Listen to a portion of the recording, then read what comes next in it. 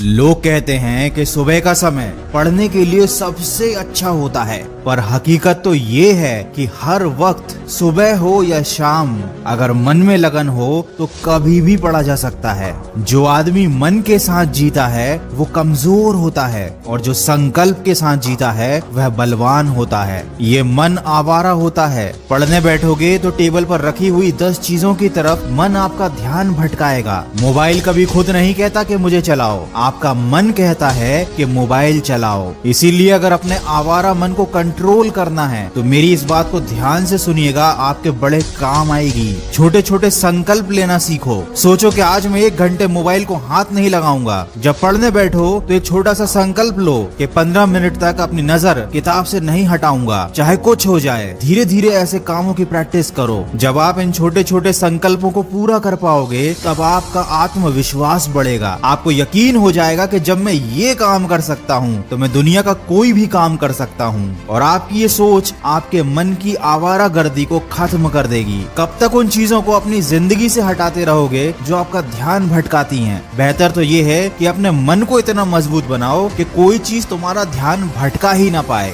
वो कहते हैं ना, सड़क से कंकर हटाने की जगह पैरों में जूता पहन लेना ज्यादा बेहतर होता है। किसी ने क्या खूब कहा है, मौत तो सबको आती है पर जीना हर किसी को नहीं आता। देखो, अभी तुम्हारे पास मौका है अपनी लाइफ बनाने का और ये मौका आने वाले समय में तुम्हारे पास नहीं रहेगा। और अगर तुमको अभी भी पढ़ाई बोरिंग लगती है तो इसका मतलब ये है कि तुमको आज तक पता ही नहीं चल पाया कि तुम पढ़ क्यों रहे हो। पढ़ाई बोरिंग होती है, सच बात है, बिल्कुल बोरिंग होती है। इसमें कोई मजा नहीं, कोई एंटरटेनमेंट नहीं, कुछ भी नहीं। लेकिन सोना भी तो बोरिंग होता है। इसमें कौन सा एंटरटेनमेंट, कौन सा मजा होता है? खाना खाना भी बोरिंग होता है, लेकिन जब नींद आती है तो सोना पड़ता है। भूख लगती है तो खाना पड़ता है। तब एंटरटेनमेंट और मजा ये सारी बातें मायने नहीं रखते, क्योंकि इनकी जरूरत नहीं है।